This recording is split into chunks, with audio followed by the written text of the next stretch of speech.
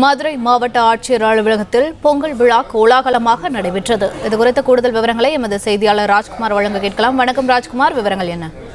வணக்கம். மதுரை மாவட்ட ஆட்சியர் அலுவலகத்தில் பொங்கல் விழா கோலாகலமாக நடைபெற்றிருந்த நிலையில அங்கு பாரம்பரியமாக கயிறிழுக்கும் போட்டி, உரியடித்தல் போட்டி என பல்வேறு போட்டிகள் அலுவலர்களுக்காக நடத்தப்பட்டது. இதுல கயிறிழுக்கும் போட்டியில கயிறு அருந்து விழுந்ததால அங்கு சிறுபலைகளுமாக, அதாவது ஒரே சிறுபலைகளாக எழுந்திருந்தது.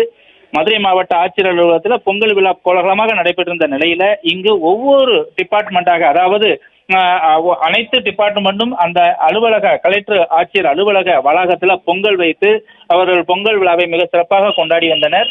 இதுல கரகாட்டம், மயிலாட்டம், ஒயிலாட்டம் என பல்வேறு கலை நிகழ்ச்சிகளும் நடத்தப்பட்டது. இதுல உரியடித்தல், கயிறிழுத்தல் போட்டி, சாக்கையை கட்டி கொண்டு ஓடுதல் என பல்வேறு போட்டிகள் நடத்தப்பட்டது. இதில் கயிறிழுக்கும் போட்டியில அமைச்சர் மூர்த்தி தலைமையிலான ஒரு அணியும், மாவட்ட ஆட்சியர் பிரவீன்குமார் தலைமையில மற்றொரு அணியுமாக கயிறிழுக்கும் போட்டி நடைபெற்றது. அந்த கயிறிழுக்கும் போட்டியில கயிறு திடீரென அருந்து விழுந்ததால அங்கு இருந்த அனைவருமே சிரித்து அந்த சிரிப்பலையிலே ஒரு 2-3 நிமிடமாக அந்த சிரிப்பலைகள் நீடித்தது. அந்த பொங்கல் விழாவானது மிக சிறப்பாக இந்த மதுரை மாவட்ட ஆட்சியர் அலுவலகத்தில் கொண்டாடப்பட்டது.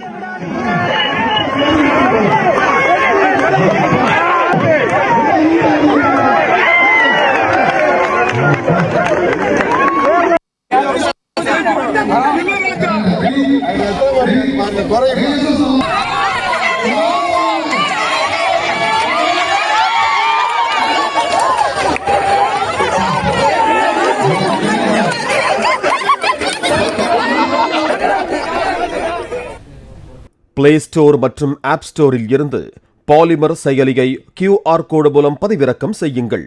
செய்திகளை உடனுக்குடன் பெறுங்கள்.